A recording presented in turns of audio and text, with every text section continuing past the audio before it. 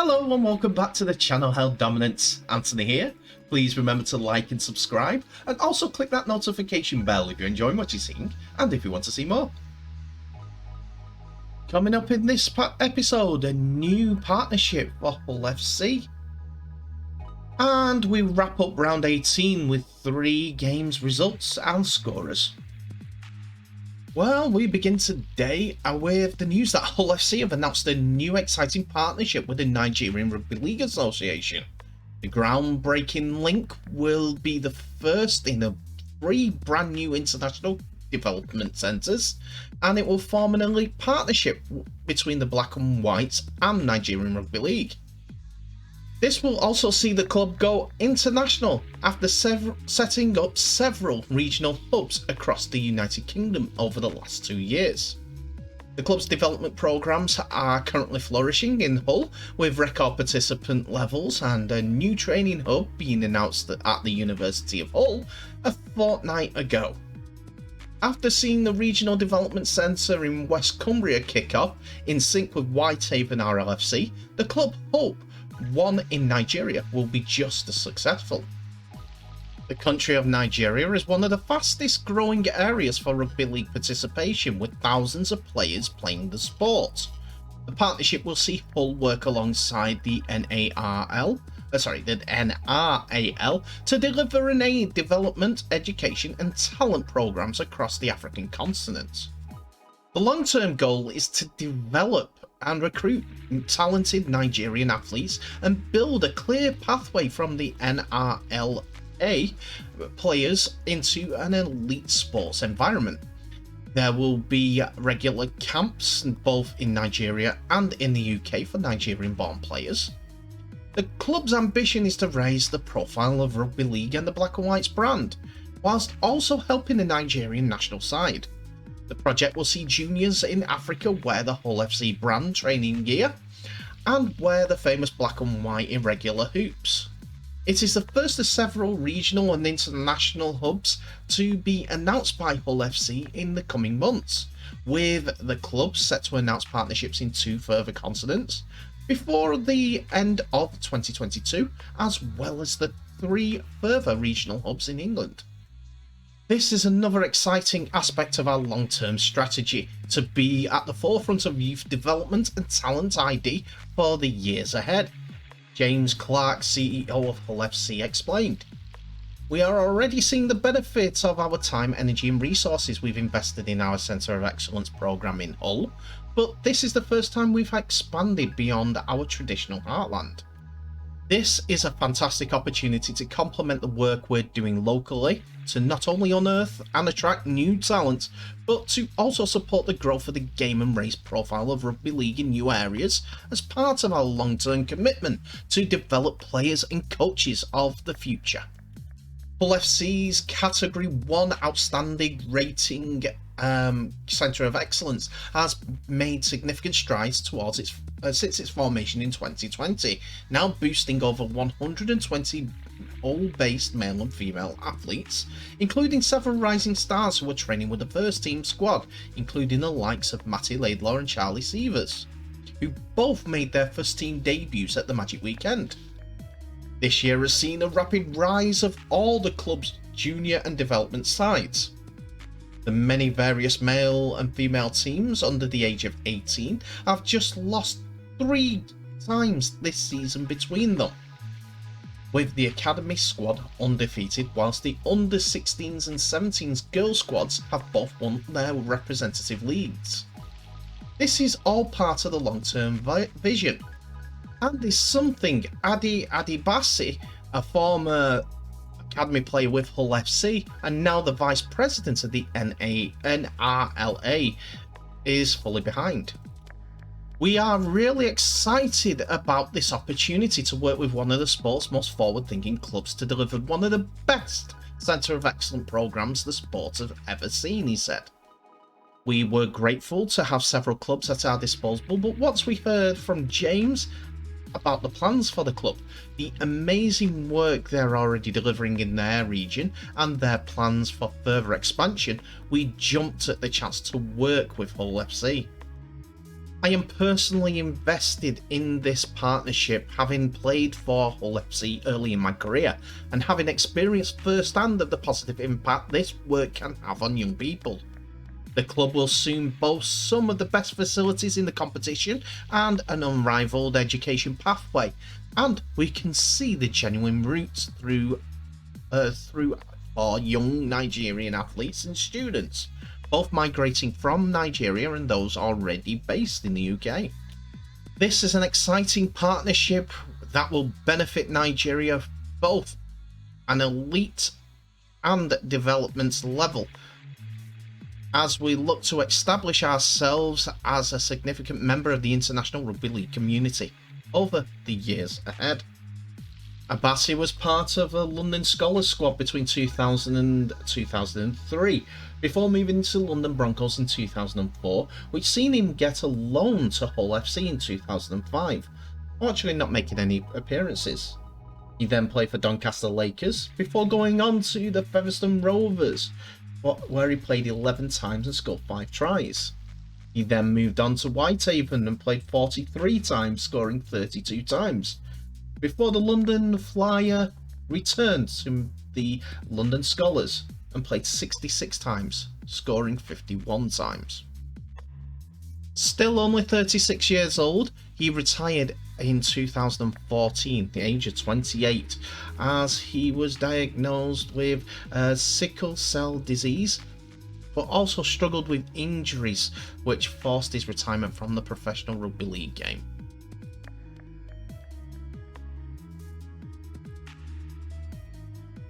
So as we turn our attention to the NRL on Sunday morning, first versus last looks on paper to be completely a mismatch, but much will depend on how Penrith's posse of Origin stars come through Wednesday night. No fewer than 7 of Ivan Cleary's men were as part of the Blue squad for the title decider, so Penrith's mentor could be weighing up the possibility of resting players with 8 rounds to go in the regular season, plus that 6-point gap. No such luxury for the Tigers, who need all hands on deck and firing at the same time if they are to turn CommBank Stadium into the Field of Dreams for their 3rd time in 2022. After upsetting the Eels and Rabbitohs, they're in the space of 5 days during the April period.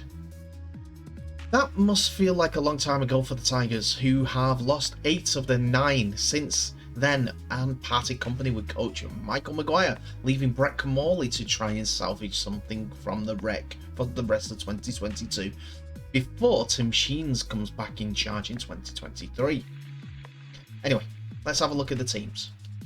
For the Tigers, James Roberts and David Nufalumo drop out on Saturday, with Asu Kepa-Owa coming in at centre, while and Junior Tupou on the wing.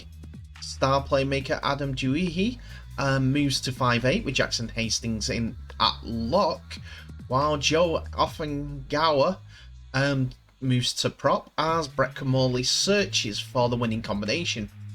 Skipper James Tarmo is back on deck after missing 2 games with a calf injury, and fellow veteran Ken Muimalo also returns after his knee problem.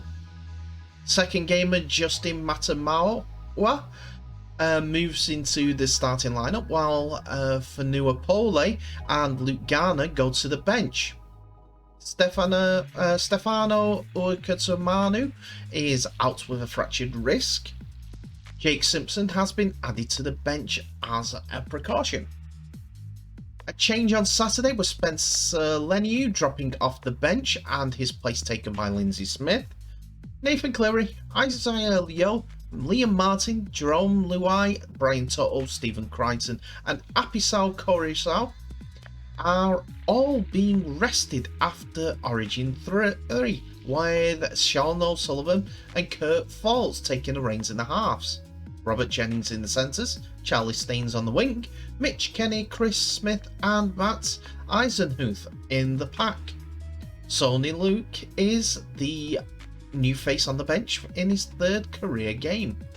This is 24 hours out, so it may change yet again.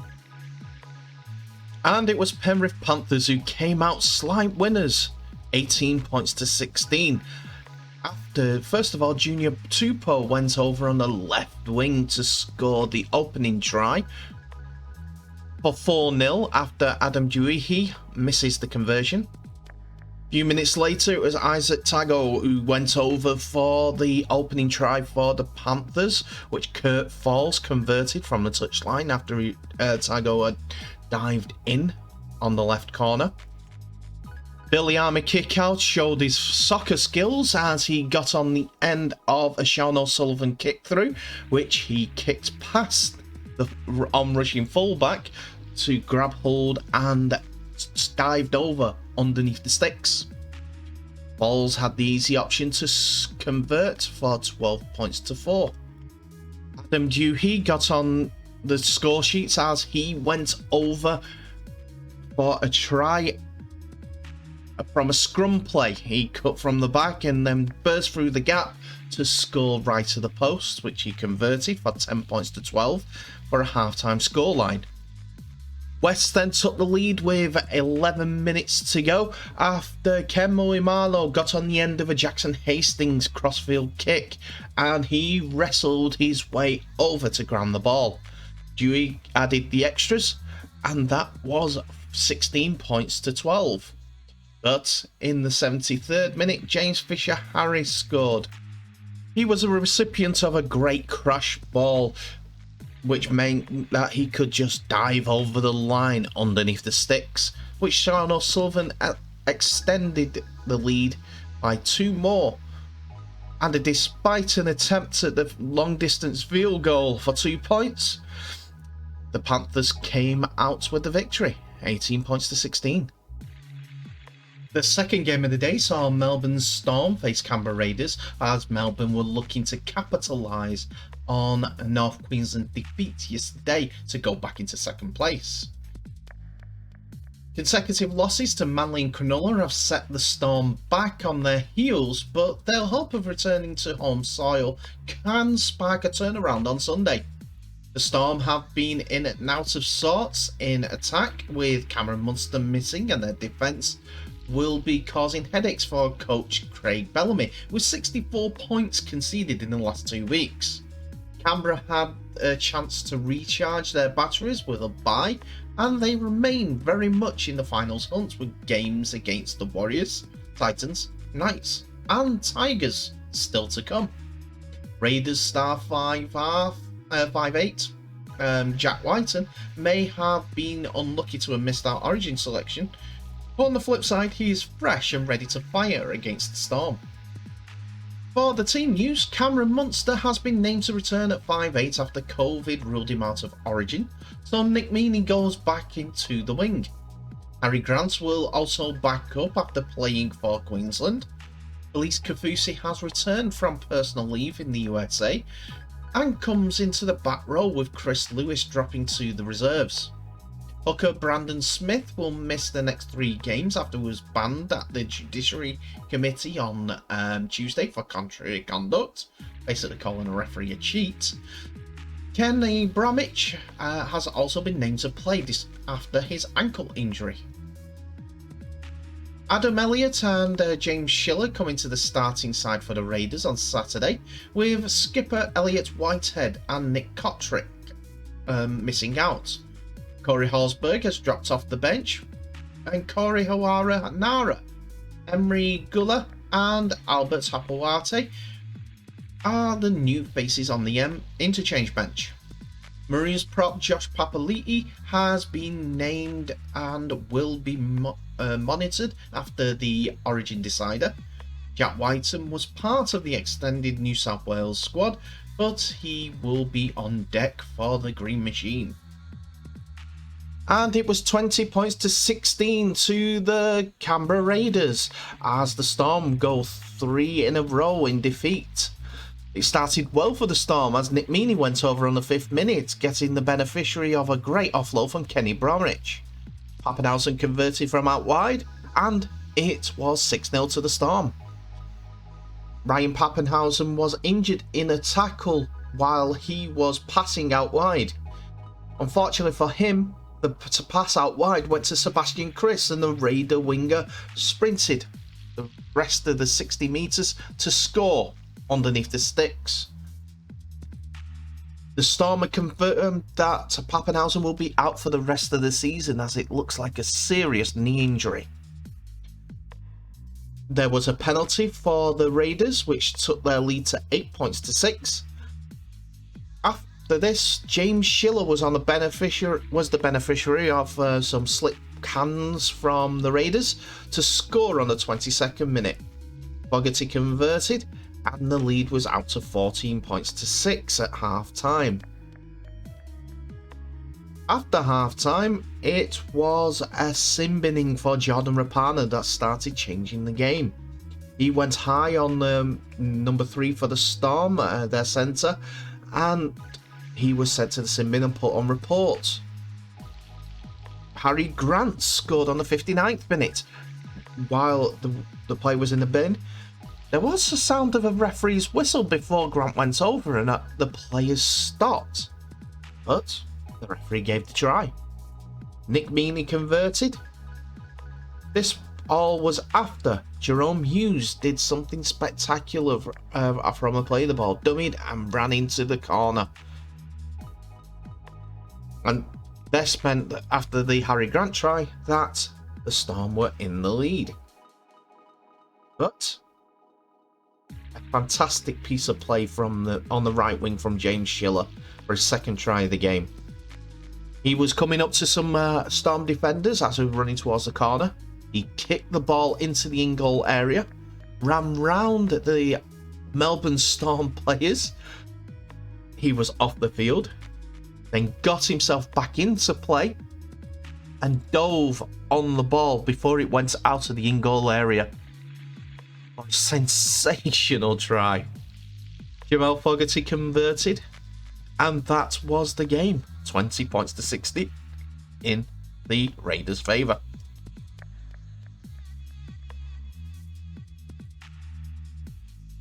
The final game on Sunday could be an absolute rip snorter, as the Bulldogs have shown plenty of fight during the past month and are looking to build on momentum with a strong showing against another finals contender.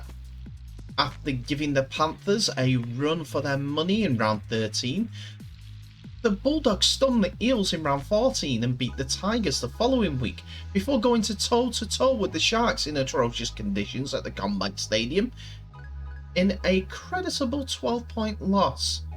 Their opponents, the Rabbitohs, sit 7th after overcoming the loss of a number of key players down Newcastle. But with games against the Storm, Sharks, Eels, Panthers and Cowboys to come, they can't afford any slip-ups against the lower-ranked opponents as they are in the league table. With Latrell hitting top gear and Cody Walker in the top form, last year's grand finalists are capable of getting on a run and mounting a serious challenge for the side and for the title. Now let's have a look into those two sides. The Bulldogs will be without centre Aaron Shupp after he tested positive for COVID on Wednesday. He's replaced by Declan Casey, who himself returns from a concussion suffered on debut against the Sharks. 5'8" Matt Burton has been named to return after Origin 3. Tavita Pangai Jr. suffered an ankle injury against the Sharks in round 16, but is good to go in this game. Braden Burns returns in the centres for his first game since round 6. For the Rabbitohs, Origin representatives Cameron Murray and Damien Cook are out of the side after Cook was decided to be rested and Cameron Murray has a head knock, and will be replaced by David Mwale and Sylvia Havili. A former Rooster Daniel Saluka Fafita has been added to the bench in his second game for the club. Alex Johnson, who had a quad problem, and Mark Nichols, a head knock, are back in after missing the Newcastle game, so Richie Kenner drops out and Cody Nikorima goes back to the bench. Halfback Lachlan Ilias, who had a head knock, has also been named and will be monitored through the week. Well, What a game this was. 36 points to 28, the Rabbitohs may have won, but that doesn't say much about the entire game, as both sides had scoring chances all the way through the game, and when they got into attacking positions, both sides looked dangerous. Lachlan Ilias opened the scoring for the Rabbitohs before the Bulldog came back with 2 tries for Braden Burns and Declan Casey. Cody Walker equalised before Alex Johnson gave the final try of the half, after which the Rabbitohs led 16 points to 10 at half time. It was a Bulldogs double that gave them the lead back in the second half, after Joe Stimson and Jake Avarillo scored on the 46th and 56th minutes respectively. Latrell Mitchell equalised the scoring back up, but Paul Vaughan gave the Bulldogs the lead once more on the 66th minute.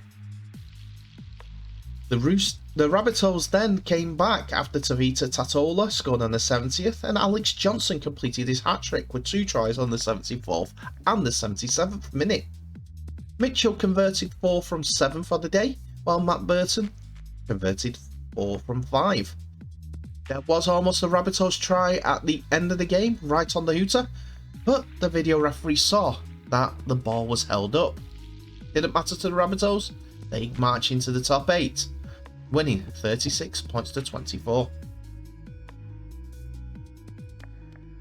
Winning 36 points to 28.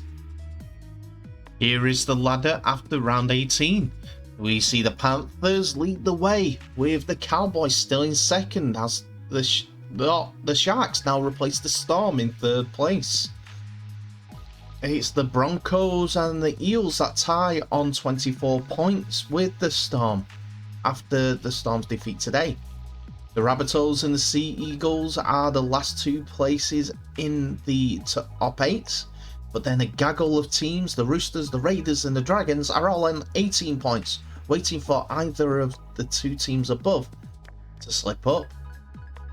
The 8-point gap at the top of the table sees, more or less, in my opinion, that the Panthers are in the playoff picture.